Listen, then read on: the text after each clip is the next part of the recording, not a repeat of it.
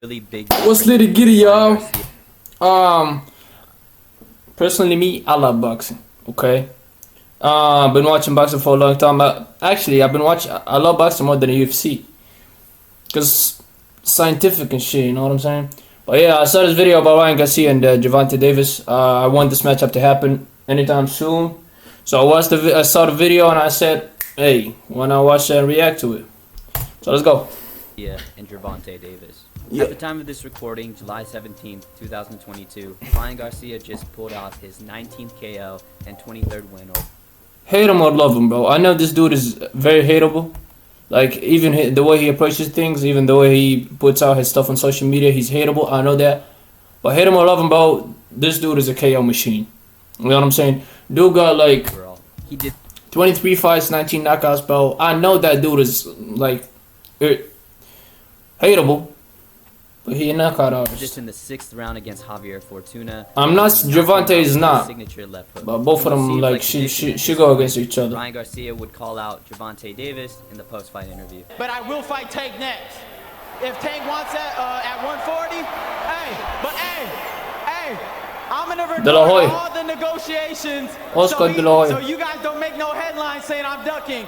If he want it, let's get it. It feels like it's been years that this fight has been hyped, but never been close to fruition. Over a year and a half ago, Ryan Garcia went on to the Mike Tyson podcast, called out Gervonta Davis. I think they're not gonna be fighting like anytime soon. I think both of them, at least, they're gonna play they're gonna get into 3 matches, 4. They're gonna both of them go win their 4 or 5 matches, and then they'll meet. And if any one of them lose, I don't think it will be anticipated. I don't think it will happen. Davis and you feel the key. Time, Gervonta Davis, but literally nothing came out of this. I love you. This nigga talking mad shit over here, Tank. Look at this nigga, Tank. 2 rounds, baby, 2 rounds. You can find several YouTube videos by very popular boxing channels discussing a potential super fight between the two. It would be an understatement to say that this fight hasn't been heavily anticipated by many fans alike. But unlike most anticipated super fights, would this fight even be competitive? Would this fight even be close? What I'm trying to say is that there is a big difference between Ryan Garcia and Gervonta Davis, and I think the difference is so big that this fight would not even be close. This is why Gervonta Davis is levels above Ryan Garcia. So first, let's go over some basic stats. Ryan Garcia stands at 5'10" with a 70-inch reach and has a record of 23-0 with 19 KOs, making that around an 83% knockout rate. Gervonta Davis, on the other hand, stands at 5'5" with a 67.5-inch reach, with a record of 27-0 with 25 KOs, making that at around 92.5% knockout rate. So at first glance, both fighters are undefeated. Okay, but at the same time, you cannot say because somebody's a knockout artist. Like, you cannot say if somebody got a more percentage of getting a KO to be a better fighter. And you know when we saw that? You know when? It's when Deontay Wilder played against Tyson Fury. Deontay Wilder, brother, before fighting Tyson Fury, he was like a reckless train. Put him against anybody in the heavyweight division, bro is gonna get a knockout, bro. Not the percentage is above 80%. Deontay. And he showed that against Ortiz.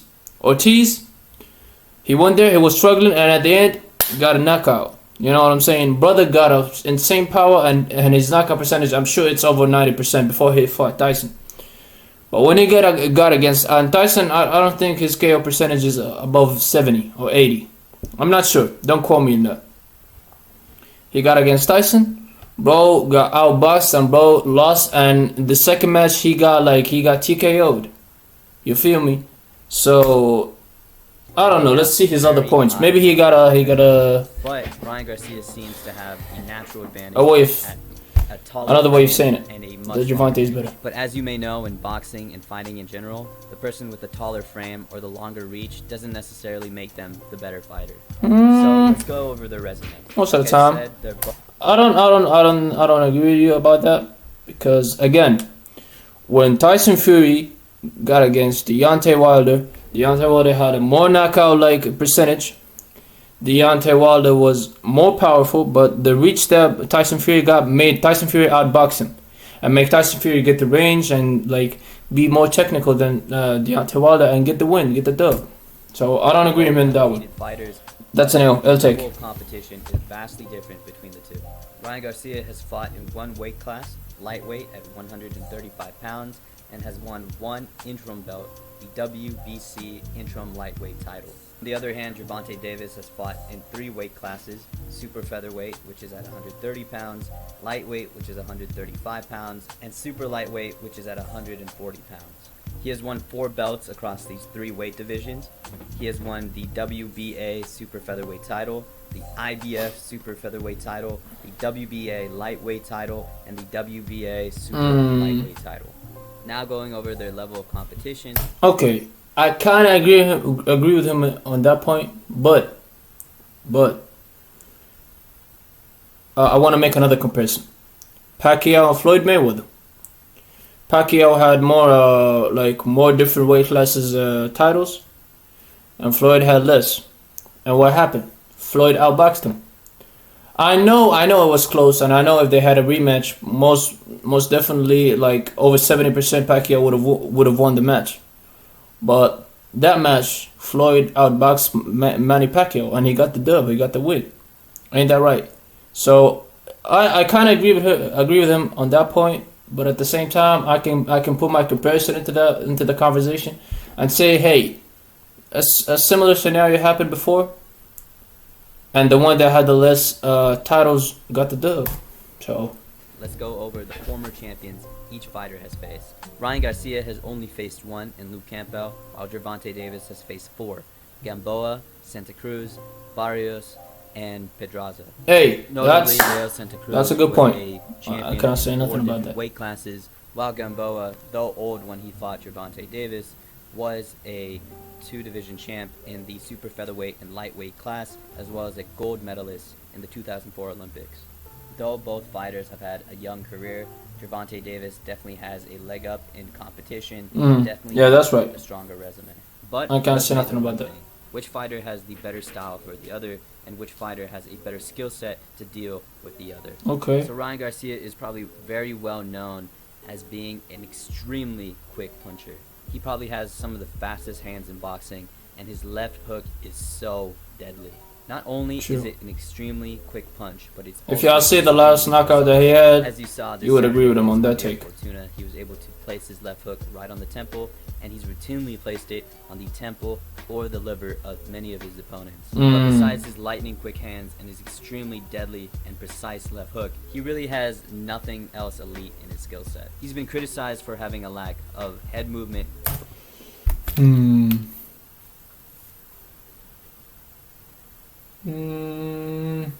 Yeah, I've never seen. I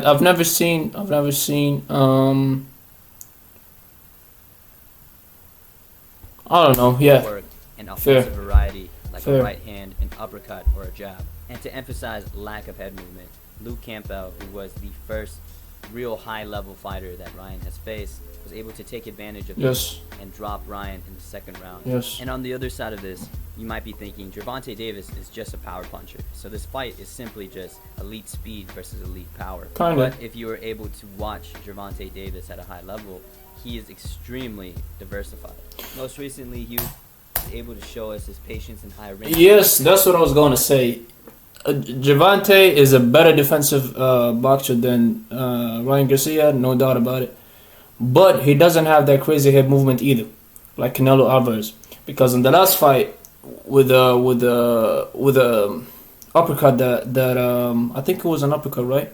Yeah, with the uppercut that Gervonta gave to his opponent, he kind of showed like he was waiting, and then he gave him the uppercut. But I think if you put Ryan Garcia in that same situation, he would have played it smarter.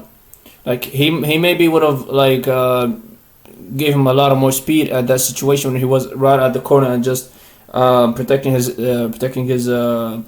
head. You know what I'm saying? So Gervonta doesn't have good defense too. So I don't know. At the same time, Ryan is in trouble because Gervonta can, like, as soon as he see the opening, he might give him a power shot that might get him out of the canvas.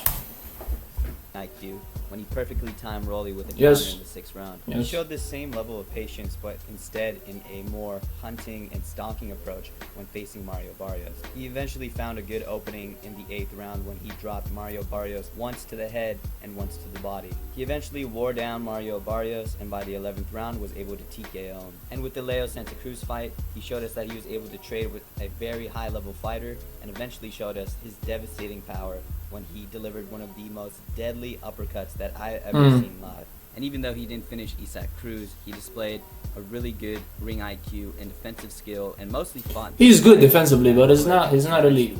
He's not like some type of Canelo type of dude. I can go on and show you different ways Gervonta Davis is able to win his fights. And if you compare this with how Ryan Garcia finishes his fights, in his last 10 finishes, he KO'd his opponents 8 out of the 10 times with a left hook. I'm not going to go into extensive detail of how Ryan Garcia finishes his fights, but it's mostly moving forward, using his superior speed, and eventually catching them with a left hook. So through this pretty short but effective comparison, we can see that Gervonta Davis has much more weapons in his arsenal, and he can switch up his attack in a number of different ways. I kind of agree. In comparison, Yeah, I agree. he's relatively very one-dimensional, and only has one really elite weapon in his arsenal, which is his left hook. This is not to say Ryan doesn't have potential to have a really deep skill set, but frankly, we haven't seen different approaches to his wins. So from the sounds of this video, it sounds like I'm a really big Ryan hater, but I'm not. I actually think he's really good for boxing. He brings a lot of popularity and a lot of eyes to the sport. But there's levels to this. Even though this fight would be huge and extremely popular, I don't think it would be as competitive or as close as people may think. And again, that's not to say I kind of get him. I get him. to become better and eventually make this fight with Gervonta Davis competitive, but currently he hasn't shown that improvement in his recent fights. Personally, I'd love to see him fight George Kambosos, who is another fighter I would say is on that tier of just below a Tank, a Devin Haney, Teofimo Lopez, or Lomachenko. And I know Kambosos. Yo, why doesn't Lomachenko play against Gervonta?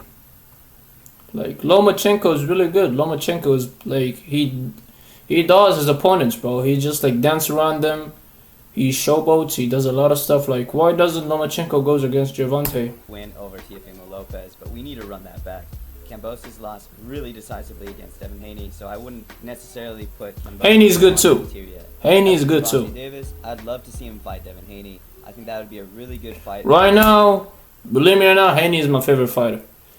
Haney, I really like watching him. But I kind of agree with him. Yeah, I agree with him. I think that for me, Gervonta is like 70% my win if they played. If he went up against Ryan Garcia, and Ryan Garcia, 30% he might get him with that left hook. But as he said, him having only the left hook as his arsenal would pretty much make Gervonta get prepared for their left hook defensively. You know what I'm saying? So yeah, it's a pretty interesting intake, and I agree with him. But the first points that he make about the title matches and the reach and everything, I don't agree with him on that part. On them takes. But other than that, every other thing that he said, I agree with him on that. And